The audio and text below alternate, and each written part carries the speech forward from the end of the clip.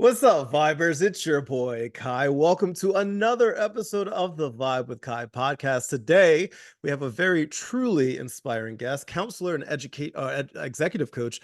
David Essel is here with us today. David is not only a beacon of hope for many people facing their darkest hours, but he's also a testament to the incredible power of personal transformation. With nearly 3 decades of experience in guiding thousands through their mental health journeys, David brings a wealth of knowledge, empathy, and insight. And today, he's here to share his personal battle with depression, the pivotal moments of his healing, and the profound lessons learned along the way. David, my friend. Guy, I've been Hello. waiting for you, brother. I'm so happy when I first heard about you. I was like, oh, I have to talk to I have to pick his brain, you know?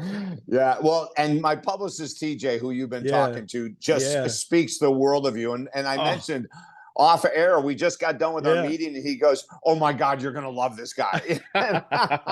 Now I feel like I have like a bar to reach now. Yeah, you It's a do, big but you're I gonna. know. Oh Oh man, you're gonna man. nail it. You're gonna do do you remember the Fosbury flip?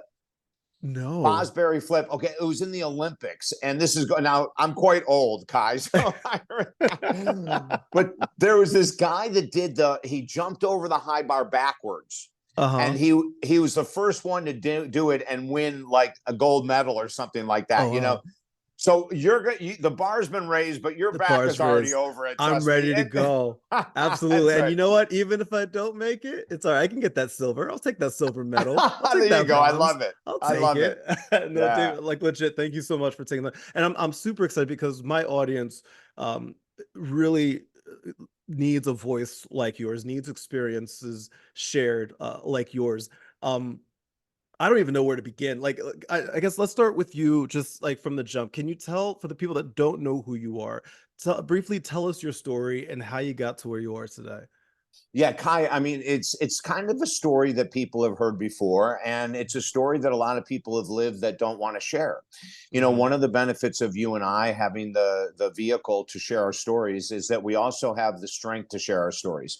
Yes. There's a lot of men that do not want to share the stories, and I'm getting chills right now, Kai. I don't know if you watched the Super Bowl last night, but Yes. Hmm. when they did the national anthem, they showed one of the Hmm. big linemen from San Francisco 49ers crying, Yes. tears going down his face. Okay, now let me tell you something. Our country has changed dramatically. 30 Hmm. years ago, you would not have seen a male crying on TV. So Facts. Yes. my whole world was based on sports. I have my master's degree in sports psychology. I became a sports psychology coach in 1979.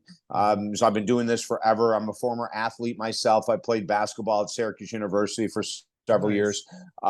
Yeah, and that was back in the days when you were uh, slower and you couldn't dunk a basketball. You could still play Division One. Okay. Yes, I know. Now, if you can't do that, or if you can't shoot from if you can't shoot from half court and I swish it, know. you can't do Yeah. it, more.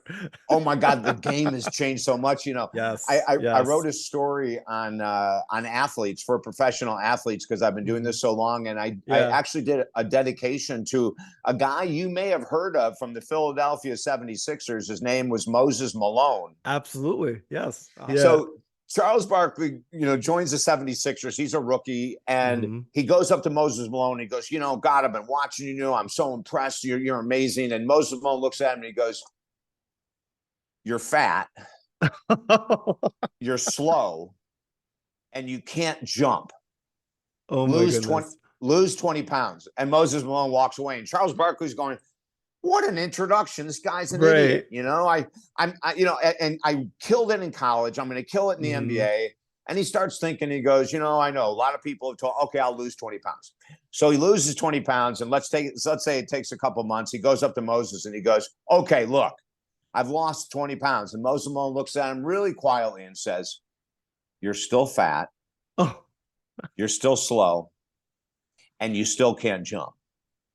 If you want to be an all-star, do what I'm telling you. And he walks away, like no personality, no, like good job at losing the 20 pounds. Charles is now pissed off. And Charles goes and says, screw it. I'm going to lose that 20 pounds. Gosh darn it. So he does. He loses 60 pounds, right? And then wow. he goes, okay, Moses, now what do you think? Moses goes, you're too light. gain 10 pounds and you'll be an NBA All-Star. And Charles looked at him. He shook his head. He goes, okay. Charles gains 10 pounds and becomes an NBA All-Star.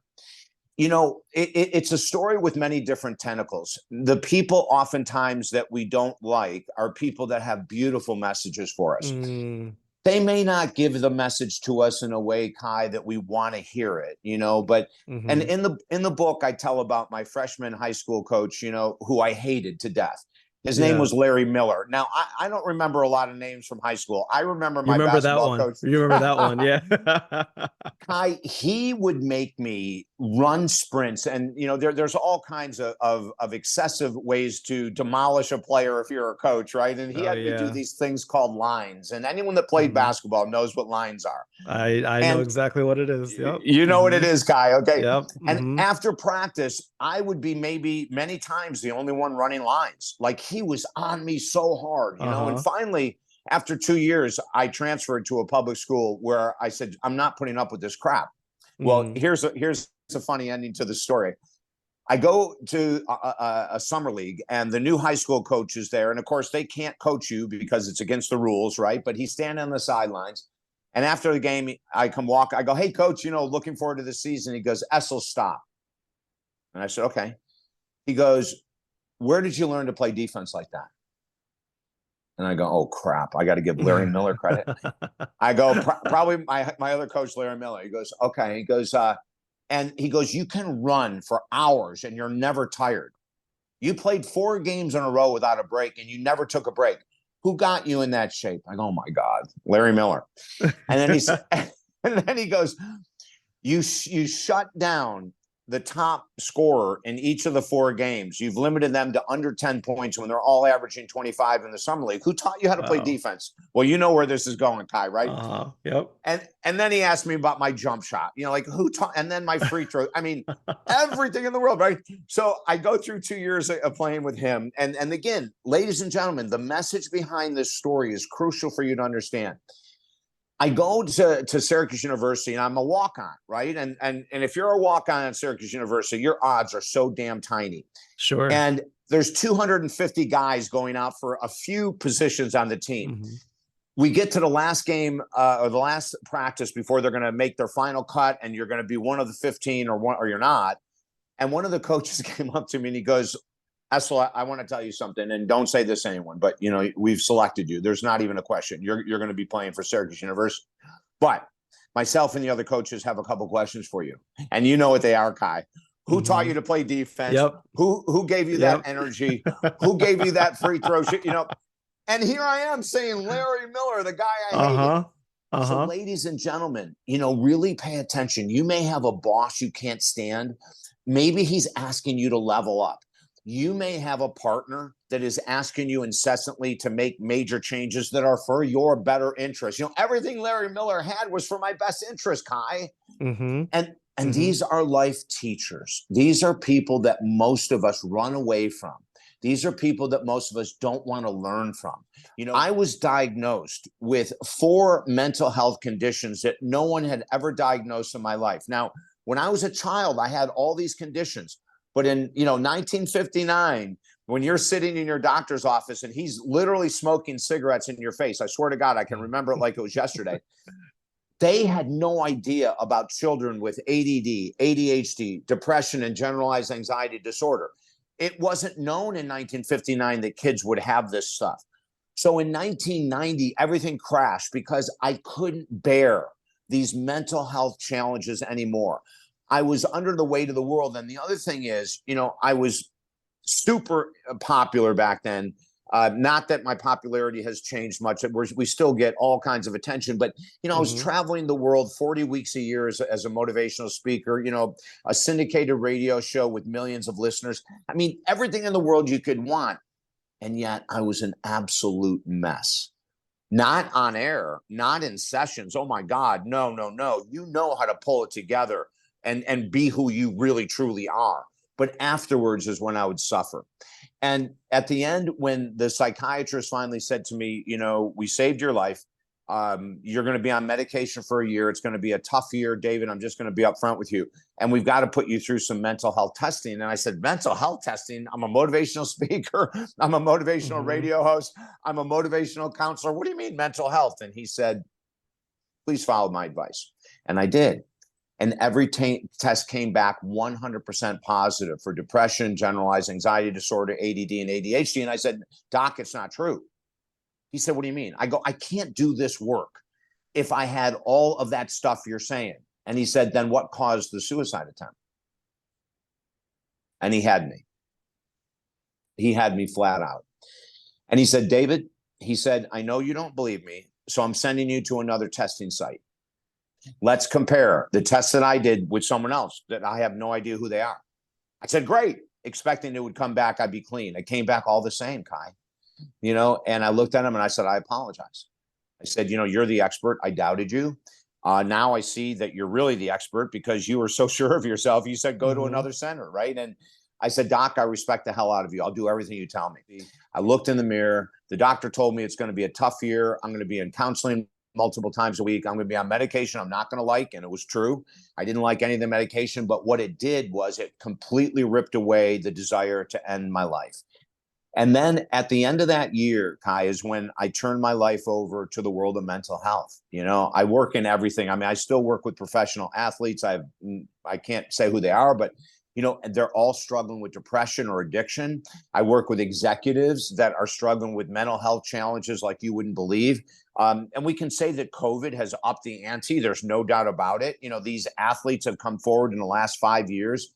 And they've been brutally honest. I mean, thank God for Simone Biles in the Olympics. For her to walk away because of a mental health thing, it made mental health okay to talk about. Now, Kai, if it wasn't for people like Simone Biles and these other athletes, I'm trying to think. Miami Heat, and who I love to death, Kevin Love. Kevin Love, yeah. DeMar DeRozan, another incredible all-star. He's out there. The Indianapolis Colts have the full offensive line on a TV ad talking about their struggles with mental health. Okay, so now we're at a place, thank God, that we weren't at 1990. And the work that you do and the work that I do is about helping people get real. And, these are things, if I can't overcome this crap as a therapist, please don't think that you're going to overcome it by yourself. I couldn't overcome my addiction to alcohol, cocaine, depression, anxiety. There's none of that I could have done on my own. But with the help of other professionals, we've been able now to manage everything. And I'm going to say this, but I'm going to say this with quotations around it. I'm not on any pharmaceutical medication whatsoever for anything that led me to fail the suicide attempt. But that's because I have found through the art of Buddhism, Hinduism, and so many other practices, ways that we can help heal our mental health. I've also gone ahead and I've leaned on amino acid supplementation for depression, for anxiety, for ADD and ADHD. There's amazing amino acids out there over the counter from Amazon, for God's sake, that are just incredible. My mom died 3 years ago now from dementia, and I'm on a product called Cognizin, Cognizen. You can get it anywhere online. And what they're finding is that it's for memory, it's for mood, and it also could have a dramatic effect on decreasing the effects of dementia and Alzheimer's. So, I jumped on it right away. The minute my mom was diagnosed, I went online and researched the heck out of it because I want to prevent what she went through hell for 4 years. My God, I would not pray that on my worst enemy. I can't believe what dementia does to a person and to a family. Completely destroys. It's one of the nastiest diseases I've ever seen. So, my story that I've elongated and taken up all of Kai's time.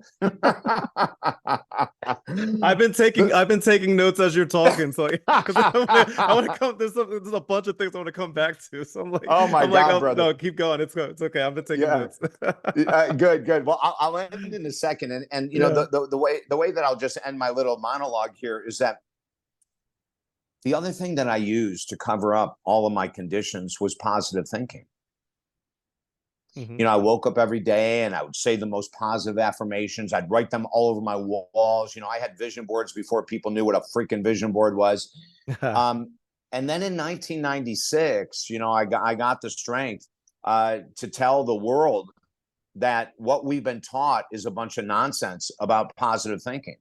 You know, I wrote books, Kai, for 20 years without ever getting a bestseller. My first best-selling book, the title is just going to kill you. It's called Positive Thinking Will Never Change Your Life, but this book will. Of course, that's the first one, of course. And that's the first one that goes number one. But what I learned is that I was living in a fake world.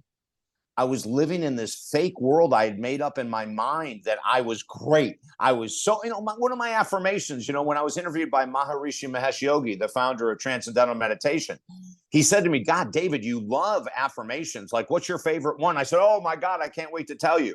You know, I am David Essel, a child of God, happy, healthy, and sober today. And he goes, is all that true? And I said, yes. And it wasn't all true. I wasn't happy. You know, I was still struggling, trying to come back from my own mental health stuff. I hadn't mastered it yet, you know?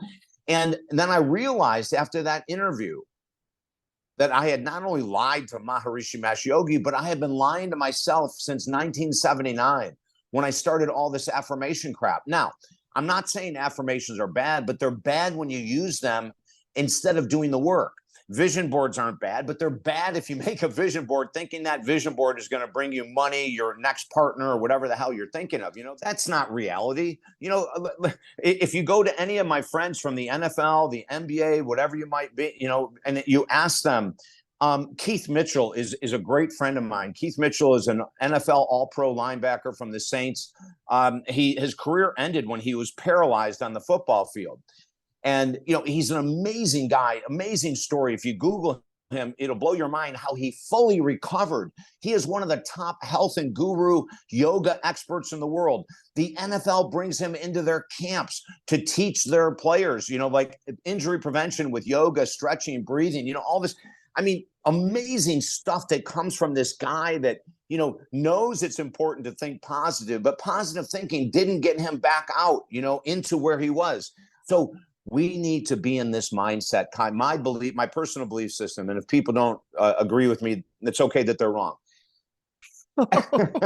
Just teasing. But, you know, we've got to get to this point where we take responsibility for the situation we're in with our relationship instead of projecting blame, the situation we're in with our addiction instead of, you know, projecting blame, our finances. You know, we have to take what we've created, which is the life we're living. We created it. No one else could.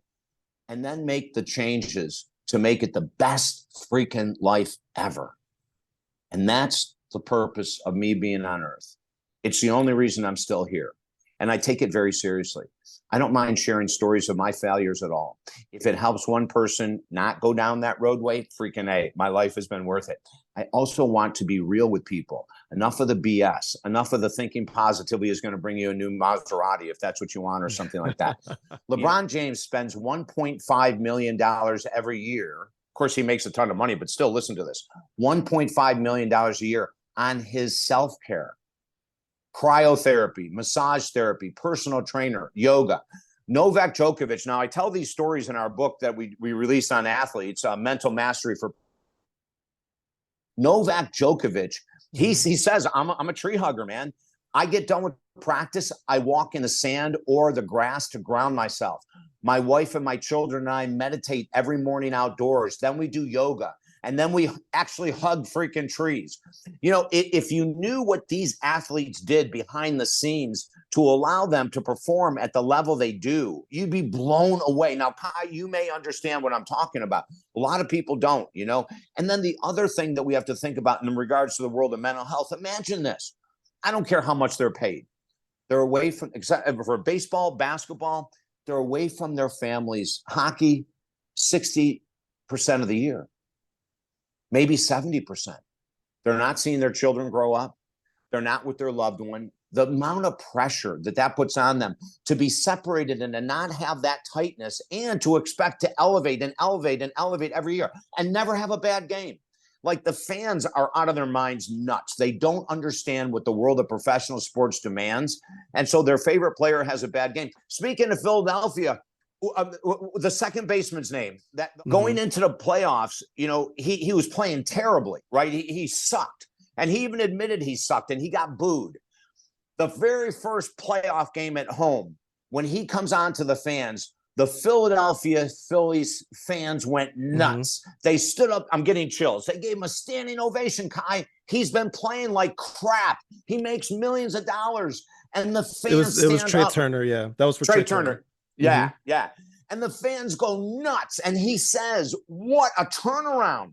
Mm-hmm. Like, oh my God, 2 days ago they were booing me. What happened? And it made all of the difference in the world for him, you know, like having that kind of support. So I'm going to let Kai talk.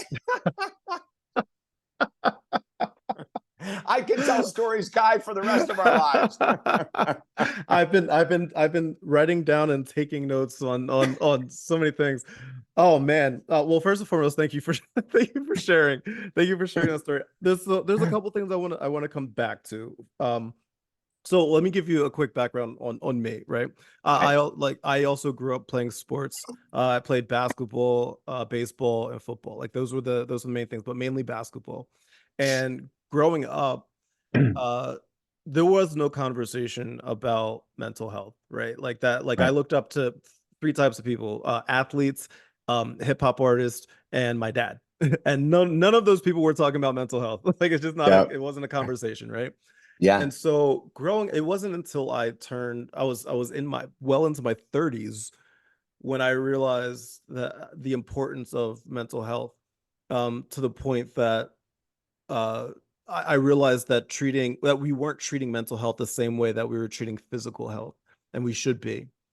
And so and it wasn't until then when I started to like really catch on to all of that. But and this is one of the things I want to challenge you on, just because I Okay. think that this is a good conversation, right? Yeah. One of the pressures that I've had in my life is in regards to what I thought a man should be, right? Growing up, Mhm. I would often get down on myself because I'm like, I'm not the man that society thinks I'm supposed to be.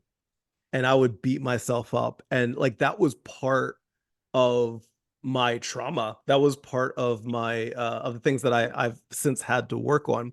So my first question to you is like, Yeah. what exactly is a real man? You know what I'm saying? So, well, you know, remember what example I gave with Uh-huh. the lineman, San Francisco 49ers Yeah. crying? Yeah. That's a real Hmm. man. Hmm. That's a real man. That's what I'm talking about.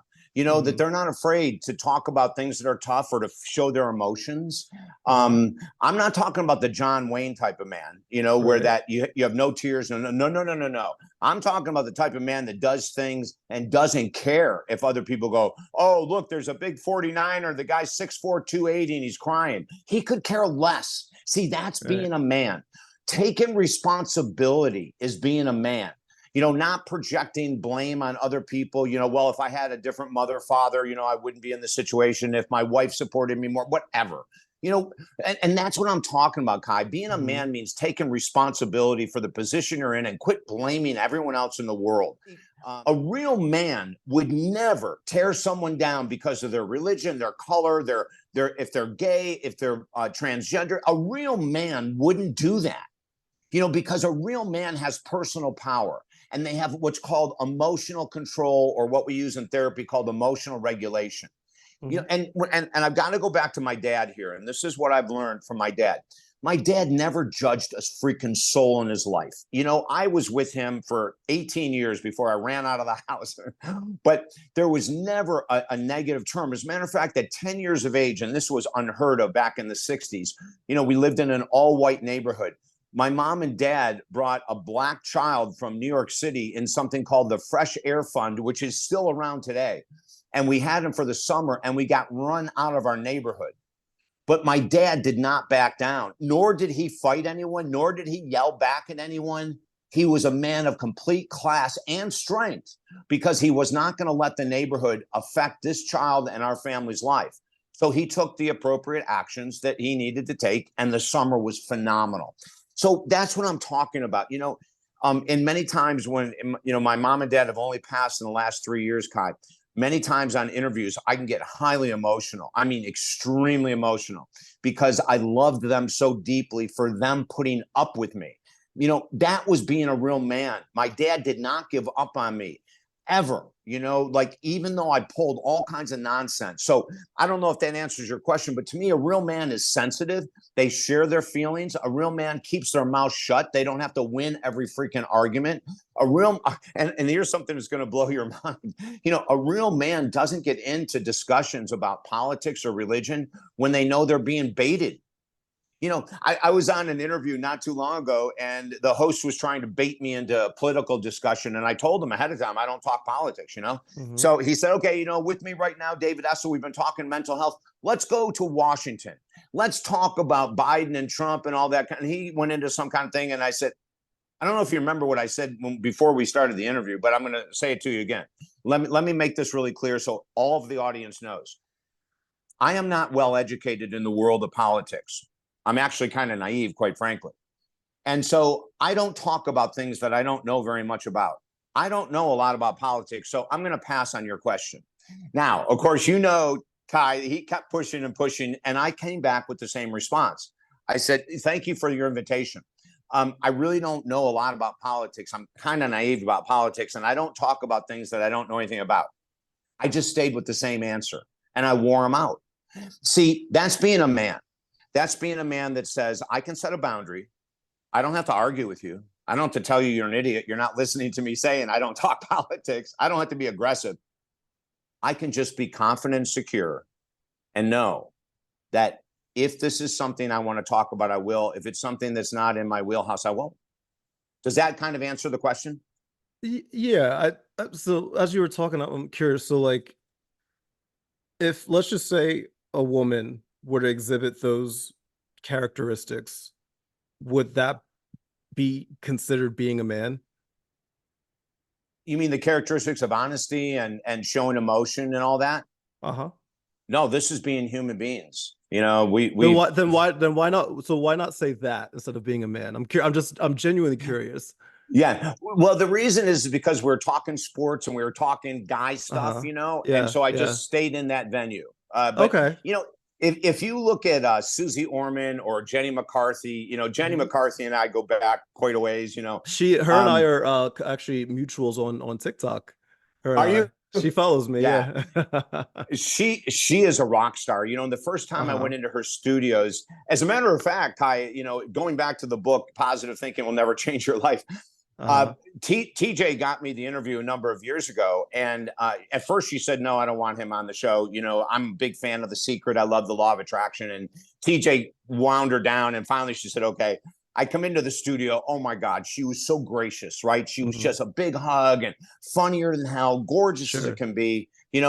Now she is real, because when she said to me, David, I don't believe what you're saying. I haven't read your book. You got 3 minutes to sell me. I sold the hell out of her in 3 minutes. At the end of 3 minutes, she goes, oh my Lord. She goes up to the microphone and Mhm. goes, ladies and gentlemen, oh my goodness, I have been wrong. David Essel is positively the new leader of the positive thinking movement, because he's talking reality. See, that's being real, Kai. When you, whether you're a man or a woman, we can spread this out, and I can come up with a bunch of stories of women who are real. But when you're able to be that humble and that vulnerable, and to actually have your beliefs changed in 3 minutes and to say they've been changed, that's a powerful person. Mhm. When I, I'm like, so many questions are just like popping into my brain because I find this fascinating. So, um, when it comes to men being vulnerable and confident, honest, and all of that, is it fair to say that there are men out there that may not be in touch with that side of their personality, their it might have been because of their upbringing or their current situation, whatever it may be. Does that make them does that invalidate their feelings in any way, to say that they're not where they should supposed to be because they don't check off all of those boxes? Well, you know, in 1989, when I started, And if I may, like real quick, and I just want to preface this. The reason I ask is like we're all flawed, right? Like yeah, we all have our moments where, you know, like I have my moments where I'm not confident. There's times that I don't stand up for myself. There's times that I don't express myself as much as I should. So does that make me less of a person than other people? no, but it should make you want to grow.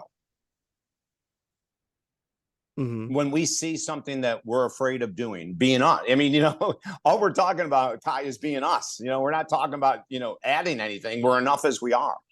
Right. I think when men are afraid to share tears, it's just a sign of here's a place I can grow.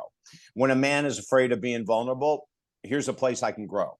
Now, you know, in 1989, we had 10% of my counseling base were men.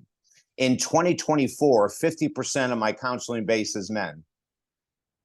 50%. We have grown so immensely. You know, when you have athletes, professional athletes making millions of dollars sitting in front of me crying, those are real men.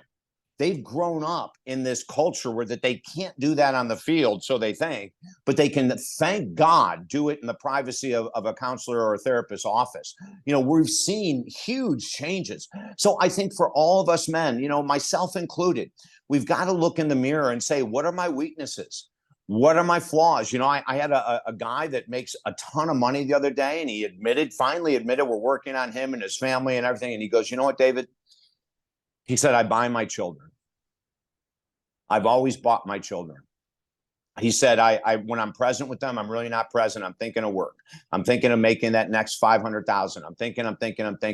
So here's a guy that for the first time in his life, he's admitted that he's not being the greatest dad that he can be, which means he has an opportunity to change. You know, and one of the things I said to him is, I said, you know, a lot of guys struggle with this. When we're at work, we're thinking, shoot, I should be doing something with my kids tonight. And then when we're with our kids, we're thinking, oh my God, I should finish that report or whatever it might be. But instead, you know, what real men, in my opinion, and again, people can disagree with me, but real men need to be able to balance those two things. You know, listen, every little boy and every little girl that is emotionally abandoned by their father are my clients today, or someone else in this field's clients. You know, when you don't put the time into your children, they're going to need that later on. They're going to need professional help, pretty serious professional help. There are too many children that are neglected emotionally. You know, there's a great ad that started running last night, and they have all these professional athletes using these quotes like, you know, I'm afraid to go to school because there are people that don't like me. I'm afraid to go to school because people make fun of my friends or my clothing. I'm afraid of this. I'm afraid of that. Now, these are these adult, mature, very well-known professional athletes. And at the very end of the commercial, you see that they're talking about what kids are saying. And, you know, when you're raised in that environment where that you're being mocked, you're being bullied, and you don't have the support at home, that's a tough thing to grow through. And a lot of those, let's say, young boys that become men, you know, are disenfranchised, Kai. You know, they don't know who they are. I mean, alcohol and drugs, that's the reason that I started at 12. My parents didn't understand me. I was a very difficult child. I was so super sensitive that no one knew what the hell to do with me. And alcohol was my best friend at 12. You know, it knocked down my anger, it mellowed me out.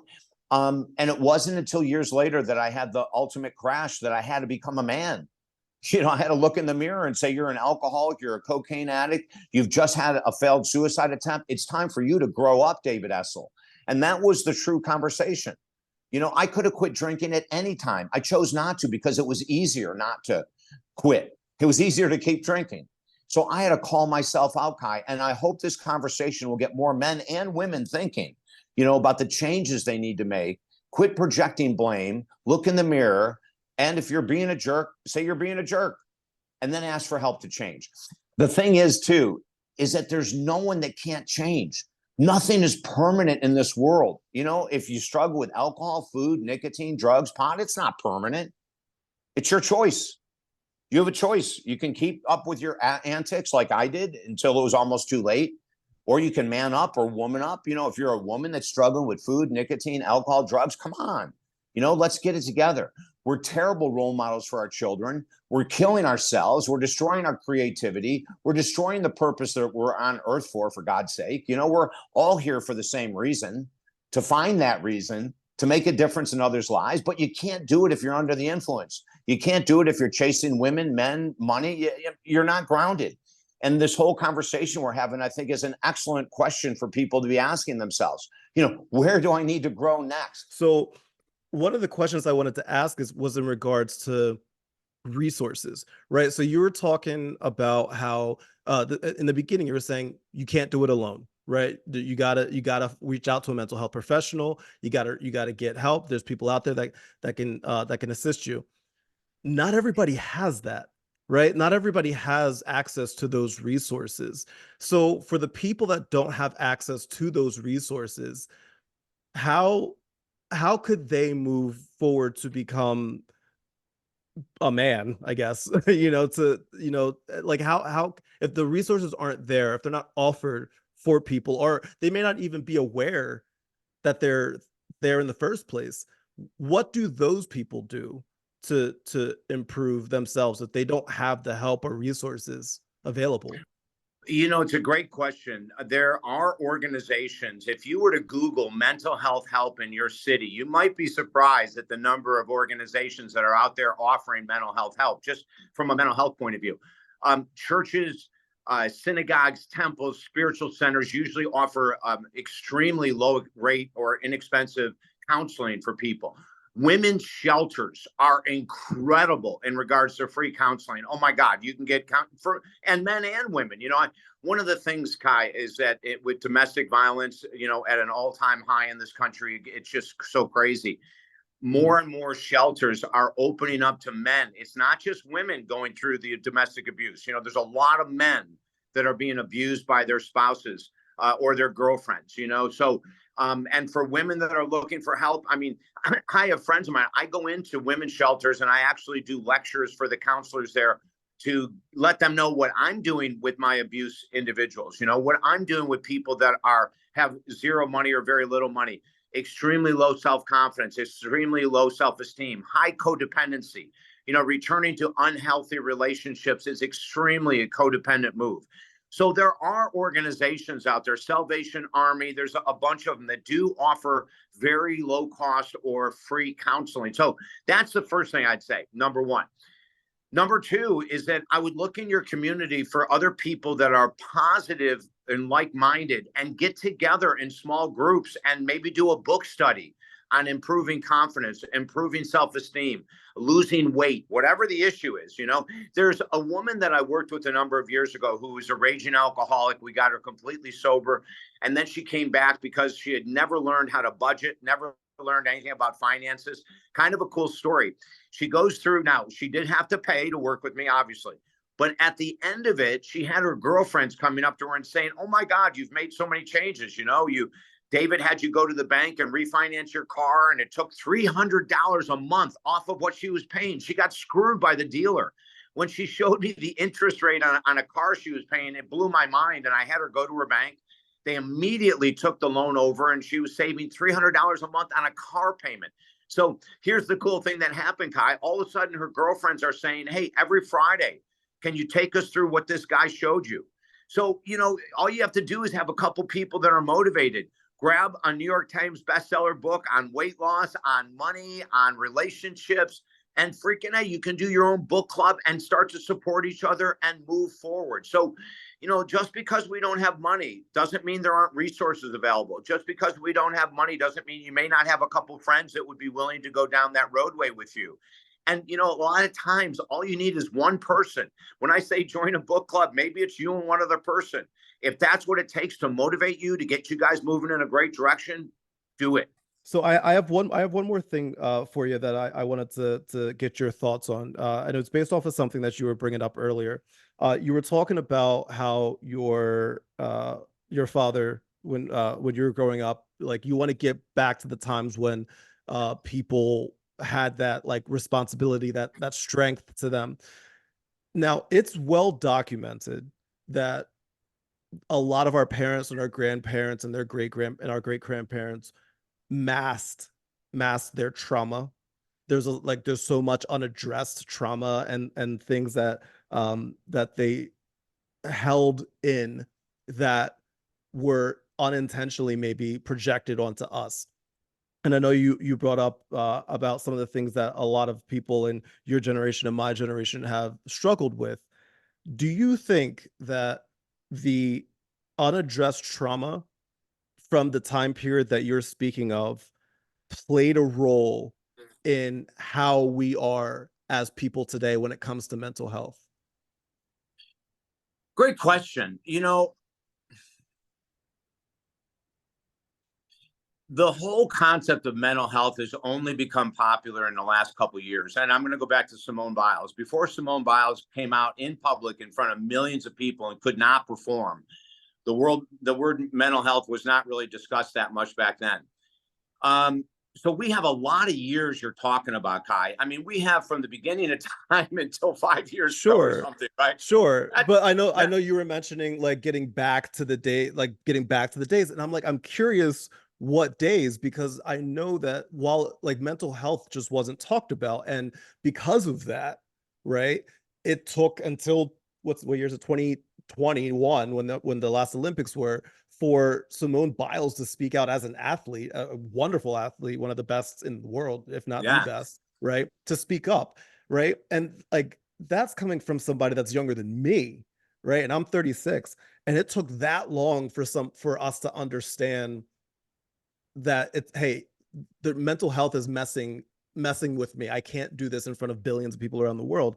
And so like I wonder, like when you say get back to the times, it's like get back to which time, like because back then it's like not even 5 years ago, 10, 15, 20, 25, 30 years ago, mental health wasn't a conversation. So why would we want to go back to those times when it seems like the strength might not have been genuine? It might have been masking a lot, which is unhealthy, and then it ended up affecting future generations.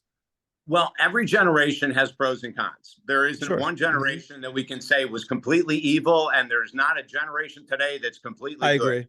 I agree. So that's what we're talking about, Kai. We're talking Mhm. about the traits back then of integrity, of taking care of your family, of being emotionally available for your children. So much of that is lost. That was a powerful time.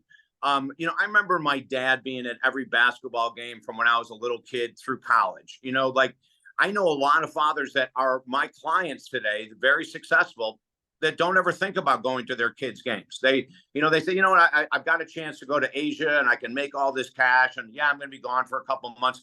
There's a guy on, I don't watch TV, but I saw his ad and I read an article of him a number of years ago. Oh my God, what's the name of that show where that people pitch their product and they've got like Shark five Tank. What is it? Shark Tank. Shark Tank. So Mhm. there's a guy on there, bald-headed guy, and he was interviewed, and they said to him something about, you were never around with your children. You were never available for any of your children when they were growing up. You were always traveling, making money. And he said, yeah. He said, my kids were luckier than hell. They got every trip in the world that 99% of children never get. He missed the whole ball game about what it's like to be a father, and that's a guy talking in 2024. When I think back to so many of the fathers that I grew up with in the neighborhood, they were all outside playing catch with their kids. They were all coming home from work and doing those kind of things. Now, was I in a Were select they neighborhood? opening No, up? Were they opening up mentally? Were they opening up mentally to you though? Like would your father say to you, "Hey, it's okay to cry"? No, his actions showed me he loved me. And that's been a major change. Now today, I remember when I was 30, I grabbed my father and I said, I'm going to hug you and love you. This is my work. My work as a therapist is about love and hugging. And he gave me the TP hug. His hips were back in South Dakota and, he could barely feel my chest. Right. But, he showed his love via action. No, they didn't speak back then. That they didn't talk about their emotions. If you asked him about the war, World War II, he wouldn't talk about it. Now, years later, we understood why. We didn't understand why he didn't want to talk about it, right? Would it have been healthy to talk to his children about what he went through with the war? No, not at all. No, It would have been totally inappropriate for us at our young age to hear about everything that he saw in war. So he made a smart choice. But to go to what you're talking about, that era had strengths that this era doesn't have. And this era has strengths that era doesn't have. Looking at my client base of 50% men, I never in a million years, Kai, would have said that would have happened. Starting off in the career, I would have thought it was going to be 90% women the whole time. I am so proud of the men of all ages. My God, I had an 82-year-old guy sign up for a year program to work with me for a year. He goes, I may not make it. I may not be alive. He said, would you give any remaining money to my wife? I said, of course. But, he said, David, he goes, I had a great life. I was with my kids when they were kids. I made a lot of money. I was able to retire and be comfortable. He said, but I got to tell you something. Something's missing. I'm not happy. I have everything in the world and I'm not happy. And, so here's an 82-year-old coming and admitting. Now, in 1956, the year I was born, you wouldn't have 82-year-olds going to a therapist saying, I'm bored as a retired multimillionaire. They would be alcoholics or food addicts or something, but they wouldn't talk about it. So that's a big difference right there. We finally have them talking. But on the flip side, I'm seeing too many fathers that aren't fathers. Okay. I see what you're getting at, and I don't mind me if I'm a question asker, so don't mind me if I with all the questions that I ask, and I appreciate you allowing me to challenge in a respectful way, and absolutely and have a conversation, because I think this is really important. Because I'm just it's always really fascinating to me, the conversation of what strength is, right? Because I think you're right. I think going into detail about what happened in the war was probably not be a good idea. That's like the visuals of that is very scarring, right? Yes. But if your dad were to maybe feel sad for whatever reason, without going into detail about why, but just say, hey son, hey daughter, I'm feeling down today. Do you feel like that is important to communicate to your children, and it's a way to help them understand it's okay to feel this way, and now that we acknowledged how we feel, we can do something about it? Oh, most definitely. Again, going back to the blessings, my father went into a deep depression. He was let off of work. My mom didn't work at the time. She had to go back to work. He had 3 kids to raise. He went into a deep depression. And because he was out of work, we saw it. We completely saw it. And he turned to us one day and he said, I'm going to see the doctor because I haven't been feeling well.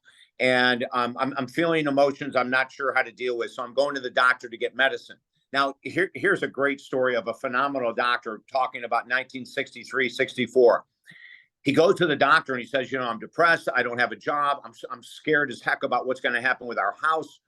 My kids going to school and, all of this kind of buying clothes, buying groceries. Like I'm petrified and I'm filled with anxiety. I'm filled with depression. I need some kind of medication.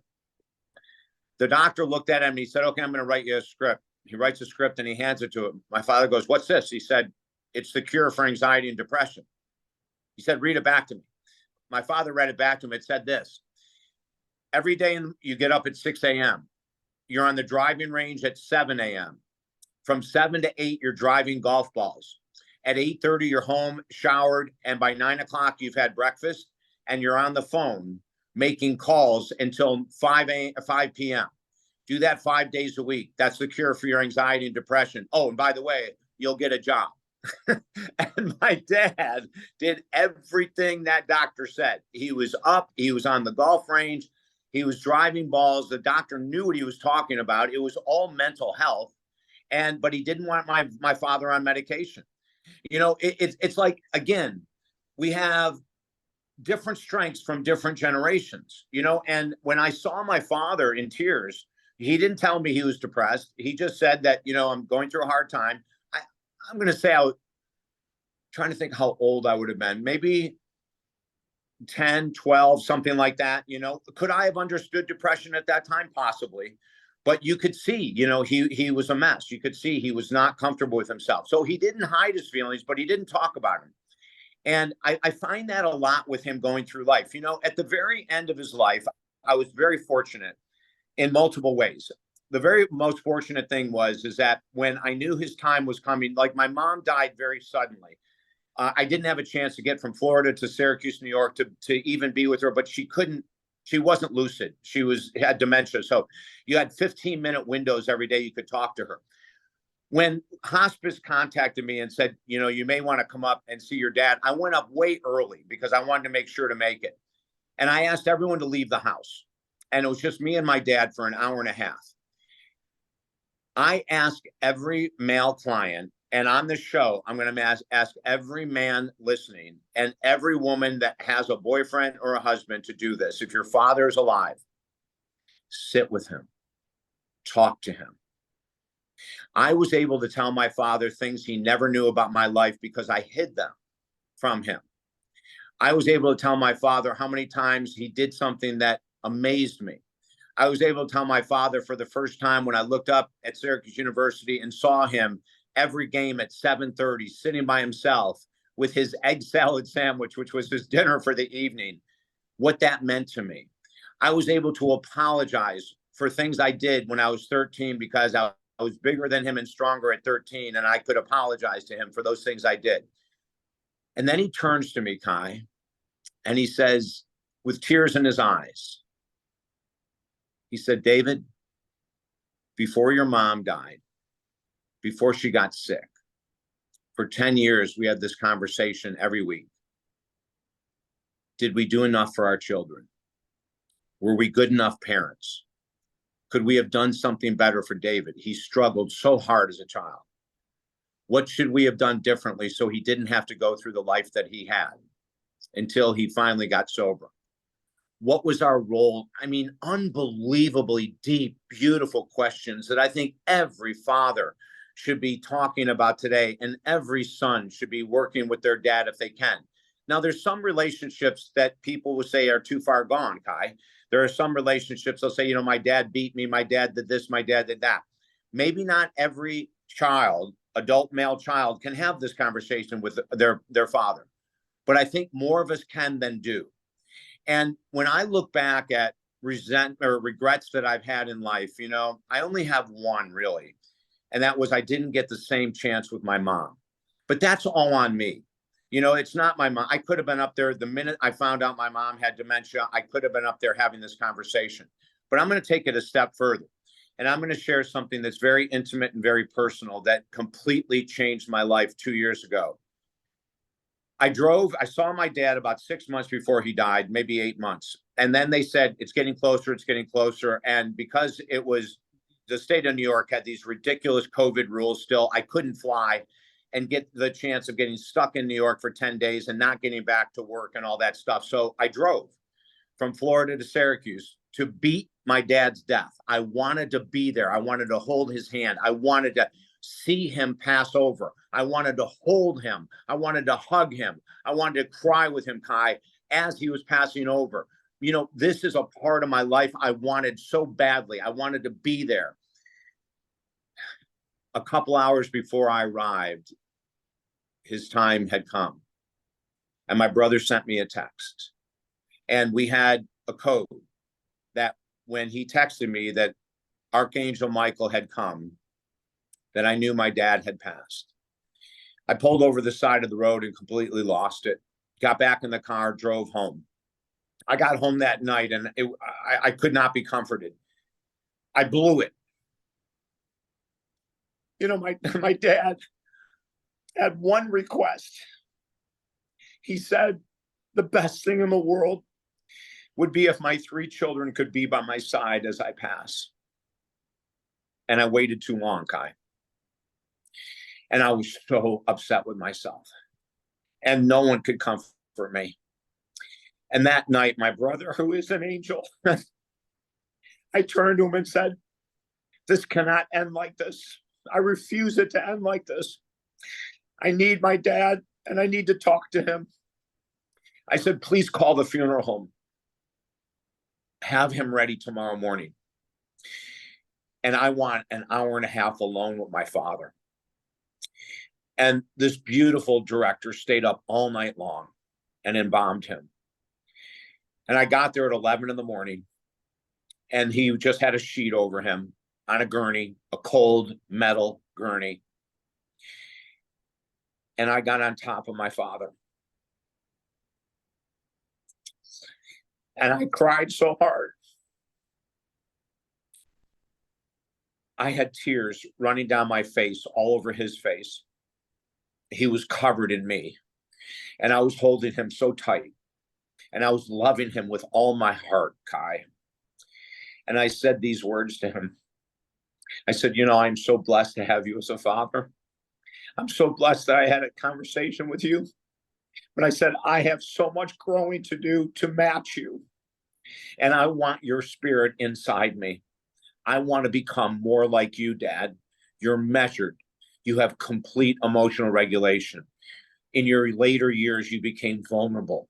You became so vulnerable, you cried with me, Dad. You had not cried your whole life with me. In the last couple of years, you blew my mind to see who I had as a father.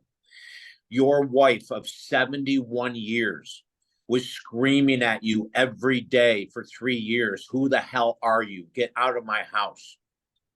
And every day, Dad, you lovingly took your wife's hand, my mother, and you told her you loved her while she's screaming. I said, Dad, I want your integrity. I want your love. I want your faith.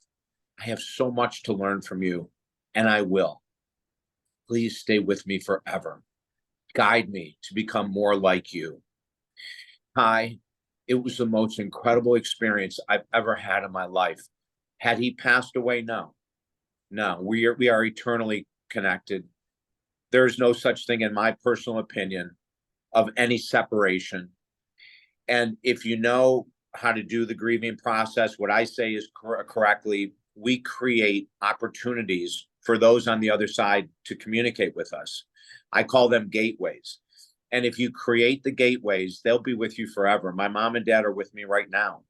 And the gateways they started out with me writing letters to my mom when she died every night for 10 months in a row. Every night I would write 4, 6, 8, 10 pages of letters after she died, telling her how much I loved her, how much I missed her, telling her what she did for me, thanking her for never kicking me out on the street, although I may have deserved it. I thanked her for loving me, even though I didn't think I was lovable. I gave her everything I could give her. And on the 10th month mark, I got a message. And the message was this: go out into your courtyard, pull up every tile, everything except for pure earth, and build the largest garden you could ever build and fill it with flowers of your mom, her favorite flowers. And Kai, on Christmas Eve, I was out there for 12 hours digging this garden. On Christmas Day, I filled it with so many plants. And then when my father died and I had that time with him, on him, sharing everything, I told him there were things I was going to do that I would never change in his honor, with his faith, with everything.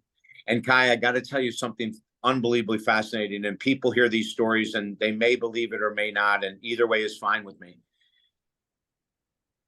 On Monday morning, the day of the wake for my dad, after the Sunday, I was able to spend an hour and a half with him.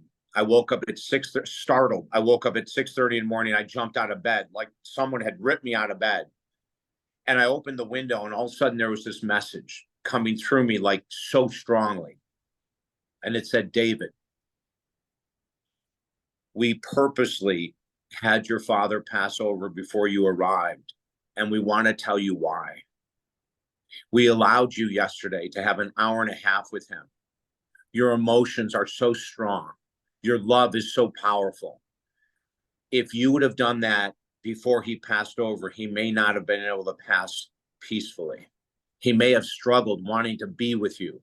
He may have struggled wanting to hear more of your words. It may have caused him great emotional and physical pain. So we waited and allowed him to pass before you arrived. And then we gave you all the time in the world you needed. Please understand, this was perfectly directed. What you said to him, he heard every word and he embraced it. And now you can move on with a huge part of the grief still ahead, but a major part of it behind you. Kai, I have so many stories of my parents' visitations in the past couple of years that would blow people's minds. It's changed my mind completely. I've been teaching a grief recovery course for 40 years. I ripped it up, threw it away, and rewrote the whole thing. The people in my grief recovery course right now are communicating with their loved ones when they thought they would never hear from them again. And while this might sound really simple, I'll tell one story of a client that I'm working with right now. We're into our second year. Her husband died in his sleep a year and a half ago. She brought him coffee to find him dead. If you can imagine that type of an emotion, that type of a feeling, just incredibly powerful. And she said to me on the very first day we worked, she said, "Do you think I'll ever hear from him again?" And I said, "That's up to you. If you'd like to hear from him and you follow the process that I'm going to teach you, you'll hear from him on a regular basis. And if you don't, I don't know what might happen." Do you know, for a year and a half, almost every day, there's something that happens that she goes, "Oh my God." As an example, when he was alive, he would travel all over the world and he would come back with coins. And when he would get in at night, he would leave a couple coins on the counter. And she'd get up in the morning and come out and go, "Oh my God, there's my husband bringing me coins again." The other day, before our call, she says, "David, I woke up this morning and you're not going to believe what was on the kitchen table." Now, Kai, she lives alone. There's no one in the house. And there were 4 coins on the kitchen table. It's been happening for a year and a half. So people, one of the things that we teach in our grief recovery program is every tear that we shed for a loved one is a tear of love. It's pure love. We're going to change the way people look at grieving in this country, and I hope the world, through our work. We're going to teach people how to create gateways, how to communicate, and we're also going to teach them the most important thing in the world. Grieving has been looked at as mainly sadness and loss because people think that they're separated, but we're not, Kai. We're never separated. It doesn't matter. My grandfather visited me in the year 2000. He had been dead for years. He came in a full visitation. I won't take up any more time with stories, but he came with a full visitation that blew my mind, and the other person in the room could not believe what was happening. So we want to change the conversation about grief. We want to turn it into, yes, there's sadness. Yes, there's loss. Yes, there's loneliness. But that's a fraction of what grieving is. Grieving is showing how much we love them, how much we miss them, how much we care about them, how much we want to see, be, connect with them. That's what grieving is really about. It's not about this stuff that we've been taught, the sadness. Well, and if you look at what I'm saying is not far-fetched. As a minister, I've been doing funerals for years. We don't call them funerals anymore. We call them celebration of life. It's like, now, are there still funerals being given? Hell yeah, there's still funerals all over the place. But the upgrade, the elevation has been to celebration of life, because we are always eternally connected. There's never a separation unless you so choose believe it. And then if you believe you'll never hear from them, maybe you won't. But if we can change that conversation, and like the tears I had today with my dad, they're not bad tears, it's me being real. Do I miss him still? Oh my God, it's only been 2 years. I'm going to miss him for a while. But 90% of my conversation with my dad, if you listen through my tears, it's pure, positive, beautiful emotion. It's pure love, for God's sake. People don't have to want to jump on their dead father to have a great connection with them. To me, it was the ultimate way to leave. It was the ultimate way for that final physical separation. But I knew it wasn't going to be a separation because I'm with him now and he's with me now. And when it's my time to go over, we'll all be together again with my dogs and everyone else that's ever been in my life. Now, is this something that everyone wants to hear? No. A lot of people want to stay in the sadness and the loss and all that kind of stuff. But if I can have one person open their mind to the story I'm telling, and then one more person and one more person, we can actually change the conversation fairly quickly. And I hope we do, Kai. I really hope we do, for everyone's sake.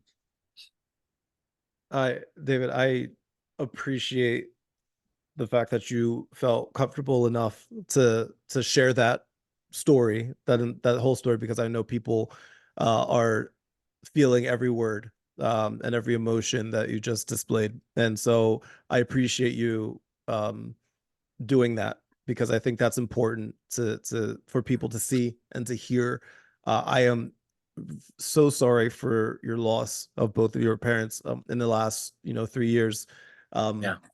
I'm fortunate right now to have both of my parents still, but they're getting older. They're getting up there, and so Yeah. the thought. I was talking about it with my therapist 2 weeks ago. I was saying the thought, it's definitely in my brain. They're getting up there, and Yeah. so it's a thought that crosses my mind. So hearing that was actually very validating for me personally. So I appreciate you sharing that, and I appreciate you like being here and allowing like me to challenge and to have a conversation about all of Yeah. this. I think it's important to for people to be able to have these types of conversations, even if you don't necessarily agree with everything. It doesn't mean that you can't have a good conversation. I think Yeah. that I think you like everybody can end up learning something, and I know I learned some things, and I hope that you learned some things as well. And I think overall this was a pleasure to speak with you, and I appreciate you. And I want to have you back on because I have more questions to ask about. We can get into the grieving process, even more, because I have tons of questions. I have even more questions about that. But David, I really do appreciate you taking time and hanging out with me today. And to everybody that's listening right now, if you want to hear more from David, if you want to purchase, any of his books, if you want to make all of them bestsellers, you want to make all of them bestsellers, then I'm going to include David's website and contact information in the show notes of this episode. That way, you can reach out and just talk. And I know David can offer a lot to people that are interested. So I'll put that in the show notes. Everybody, thank you so much for watching and for listening. I hope that today's conversation inspired you.